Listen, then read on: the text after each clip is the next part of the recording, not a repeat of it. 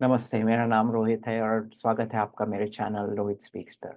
और आज मैं अपने बोन का, अपने हड्डियों का हेल्थ कैसे अच्छा उसको सुरक्षित रखें, उसको हेल्दी रखें ज़्यादा देर के लिए, उसके बारे में थोड़ा बातचीत करना चाहूँगा।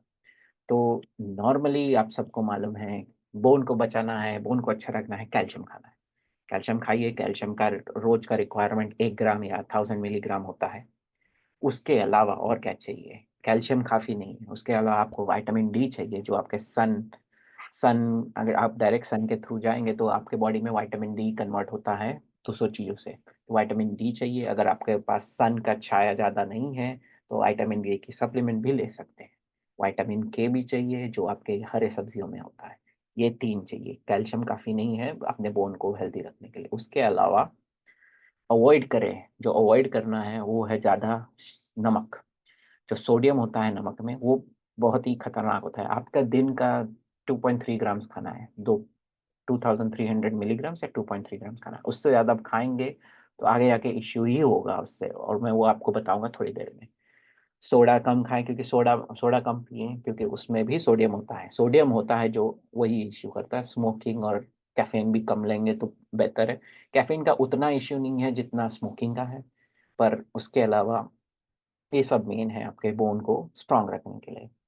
तो इसमें मैंने सिंपली बताया हुआ है कैल्शियम चाहिए, विटामिन डी चाहिए, मैग्नीशियम जो है एक और एलिमेंट है, वो आप अगर सी फूड खाते हैं तो उसमें आ जाता है आपका। अगर आप फिग्स खाते हैं, फिग्स अपना जो फिग्स है वो खाते हैं उसमें आ गया आपका विटामिन के, आपके हरे सब्जियों में आ जाता है। अभी हरे सब्जी को ऐसा नहीं कि आपने उसको पूरा एकदम तेल में भून दिया, तो उसमें तो कुछ बचा नहीं है। उसको थोड़ा हल्का बॉयल पे रखे रहेंगे, थोड़ा हल्का कम पकाएँगे तो अच्छा है।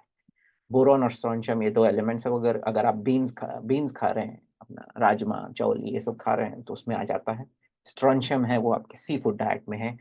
यूजुअली बहुत कम होता है वेजिटेरियन डाइट में। अगर आप सी फूड खाते हैं, सी फूड डाइट सबसे बेस्ट होता है। अगर आप खा सके, अगर नहीं खाते हैं तो इससे अलावा भी आपका काम चल जाता है, ऐसा कोई इश्यू नहीं है, ठीक है?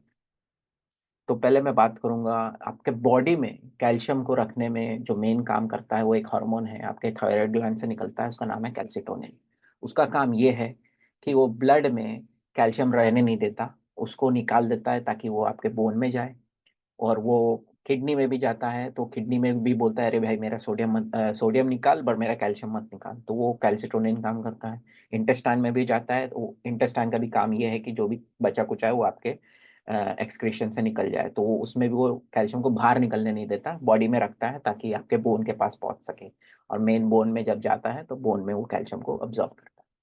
तो अगर आप नॉर्मली कैल्शियम खा रहे हैं, आपका कैल्शियम इनटेक अच्छा है, आपके पास सनलाइट एवरीथिंग इज़ नॉर्मल, सब कुछ सही है, पर फिर भी आपको बोन हेल्थ का इश्यू आ रहा है, तो मोस्टली आपका कैल्शिटोनिन लेवल कम होगा। तो डॉक्टर आपकी उस पे जाँच करेगा, आपके ब्लड में कैल्शिटोनिन का लेवल देखेगा। अगर वो नॉर्मल से कम है मतलब कैल्शियम तो आप खा रहे हैं, पर वो आपकी बॉडी में टिक नहीं रहा है क्योंकि कैल्शिटोनिन नहीं है, वो आपके बॉडी में रख नहीं पा रहा है। आपके किडनी और आपके इंटेस्टाइन के थ्रू वो बाहर जा रहा है।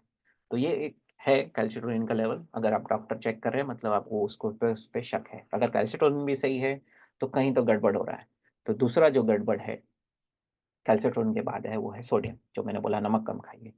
तब अगर आप नमक वाला डाइट ज़्यादा है, आप दिन भर में 4 टाइम अगर खा रहे हो, चारों टाइम में ज़्यादा सॉल्ट वाला खाना खा रहे हैं, तो क्या हो रहा है ना कि जितना ज़्यादा नमक खाएँगे, वो किडनी का काम है उसको बाहर निकालने का, क्योंकि ज़्यादा सोडियम अच्छा नहीं है आपके लिए क्योंकि वो बैलेंस नहीं रखता आपके सिस्टम। तो जब किडनी जब सोडियम निकाल रहा है, उसके साथ वो कैल्शियम भी निकाल देता है। ये कैल्शिटोनिन जो हार्मोन था, वो उसका अभी काम नहीं है क्योंकि इतना ज़्यादा सोडियम है आपके लोड है और किडनी का कहा, "अरे भाई निकाल, भाई इसको बाहर निकाल।" उसके साथ आपका कैल्शियम भी निकल जाता है। तो आपके यूरिन में कैल्शियम के साथ-साथ सोडियम के साथ-साथ कैल्शियम भी आ रहा है और इसी के वजह से अगर ज़्यादा सोडियम खा रहे हैं, तो ज़्यादा कैल्शियम भी बाहर निकल रहा है। उसके साथ वो कैल्शियम फिर एक साथ चिपक के सॉल्ट स्टोन बना देते हैं, किडनी स्टोन। उसके बारे में मैंने भी बातचीत कर चुका हूँ पहले वीडियो में, इंग्लिश में, हिंदी में बाद में फिर से बताऊँगा। पर मेन सोडियम है, उसका पूरा गुनहगार सोडियम है। तो जितना कम सोडियम खाएँगे, उतना आपकी बॉडी को बेहतर है। जितना कम नमक खाएँगे, उतना नमक खाइए, नमक का इंटेक है 2.3 ग्राम्स दिन का, ठीक है? आप 1.5 ग्राम खाइए ना, 1.5 ग्राम, आप उससे ज़्यादा नहीं चाहिए भी नहीं आपको। आपको अब टेस्टी-टेस्टी भी खाना है और आपको बोन भी बचाना है और आपको ज़्यादा नमक खाना है, तो वो अब वही आपके ऊपर है। वो आपके वो देखना चाहिए, पर आप दिन का 1.5 ग्राम खाएँ, काफ़ी है। अभी मैं बताऊँगा कि इसके अलावा सोडियम के अलावा और क्या इश्यू होता है, वो है विटामिन के की कमी।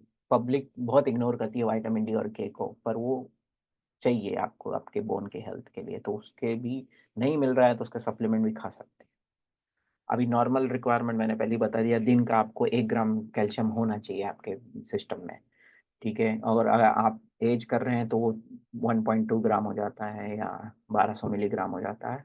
और महिलाओं के लिए जो मेनोपॉज़ हिट हो जाता है उसके बाद आपके बोन एक्चुअली और इरोड होने लगते हैं, तो आपको 1.2 से 1 डेढ़ ग्राम तक कैल्शियम खाना होगा। उसके अलावा विटामिन डी और के। तो कैसे खाएँ, क्या खाएँ? तो ये मैंने दिया है चार्ट। इसमें डीवी परसेंट मतलब डेली वैल्यू परसेंट है। आपको 100% पहुँचना है। तो अगर आप समझिए मैंने बताया आपको हेम्प मिल्क है, आपने 1 कप हेम्प मिल्क में 1 कप मतलब 240 एमएल होता है, 250 एमएल। अगर वो आप पिए तो आपको ऑलमोस्ट 42% दिन का कैल्शियम मिल गया। 1 ग्लास हेम्प मिल्क पीने में। आधा और अब आपको बाकी जो खाएँगे उसमें से जो कैल्शियम आया तो आपको पूरा 100% हो जाएगा। तो ये मेन मैंने दिया हुआ है आपको समझने के लिए। जैसे पेयर है, पेयर में 8% कैल्शियम होता है दिन का जो खाना है आपको। अपना ऑरेंजेस में 60% होता है, तो आपने 2 ऑरेंज खाया 14% आ गया आपका उसमें ही। आप बीन्स खा रहे हैं उसमें 24% है, तो अगर आपका बीन का डाइट है, ऑरेंज खा रहे हैं, थोड़ा-सा नट्स खा रहे हैं, आपका कैल्शियम कंप्लीट हो जाएगा।